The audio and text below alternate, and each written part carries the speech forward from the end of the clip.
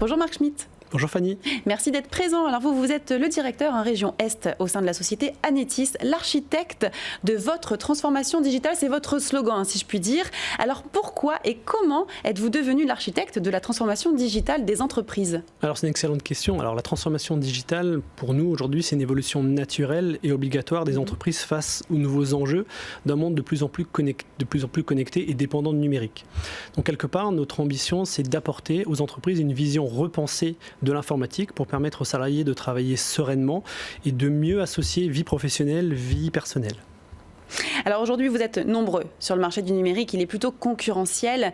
Qu'est-ce qui vous différencie sur ce marché ? Quelles sont vos spécificités ? Alors la première, c'est notre approche d'expert technologique, donc qui nous permet d'adresser un certain nombre de besoins, d'attentes aux clients par rapport à ces enjeux-là. Et surtout, dès le départ, chez Anetis, notre ambition, c'était d'apporter des espaces de travail aux utilisateurs, des espaces de travail performants, sécurisés, automatisés. Alors comment vous attirez les clients chez vous ? Quelle est précisément votre stratégie managériale ?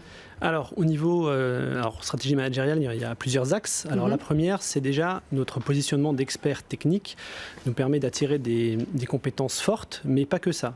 Dans le sens où nous savons également avoir une écoute cliente forte pour bien mesurer leurs attentes et leur apporter une réponse technique et aussi fonctionnelle par rapport aux enjeux et contraintes du moment. Ensuite, on cultive une vraie culture de communautaire chez Anetis, ce qui fait que ça permet à chacune et chacun de s'exprimer et d'enrichir le savoir collectif. Et quels sont vos partenaires technologiques ? Alors dans les partenaires technologiques, on en a plusieurs évidemment. Alors le partenaire historique, c'est la société Citrix qui depuis le départ fournit des solutions d'accès aux espaces de travail. En gros, avec la philosophie depuis n'importe où, n'importe quel périphérique, n'importe quel réseau.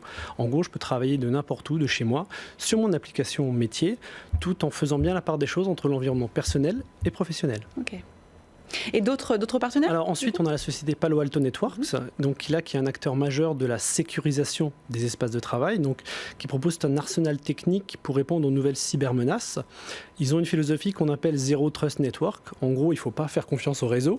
C'est un petit peu résumé. C'est bizarre quand même, ça, non ? En gros, ils développent une protection basée sur deux axes, la sécurité périmétrique, le fameux firewall dont on parlait, et la protection du poste client, le endpoint, le tout couplé à des services du cloud pour avoir une réactivité très forte. Ok.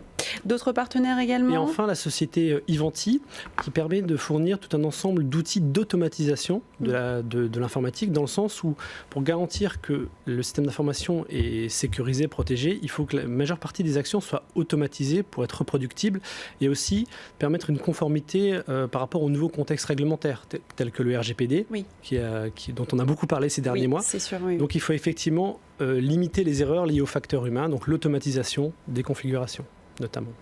Et quels sont vos projets, vos ambitions ? J'imagine que vous en avez plusieurs aussi là. Alors on a beaucoup d'ambitions pour 2019, donc sur le plan humain, sur le plan projet, partenaire. On a surtout envie de faire changer le regard que portent les entreprises sur les ESN, les entreprises de services du numérique.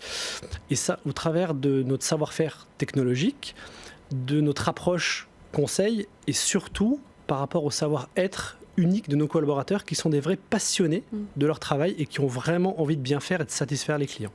Et pourquoi vouloir changer ce regard ? Quel est le regard que les personnes lambda, je dirais, ou les entreprises portent sur les ESN ? Alors c'est des fois un regard un petit peu ancien, très technocratique, j'allais dire, sur le fait il y a une solution informatique et l'entreprise doit s'y adapter.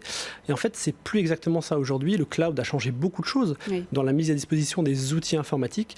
Et c'est là où aujourd'hui, quelque part, il faut que ça évolue. L'informatique, c'est plus un centre de coût, ça doit devenir un centre de profit. On voit des sociétés comme par exemple un autre partenaire Nutanix qui privilégie l'hyperconvergence des technologies justement pour permettre à même une petite PME quelque part de disposer de solutions informatiques aussi performantes que les grandes. Ça, c'est vraiment une transformation qu'on constate depuis quelques années et ça résonne vraiment par rapport à notre stratégie chez Anetis. On a vraiment envie de contribuer à cette évolution.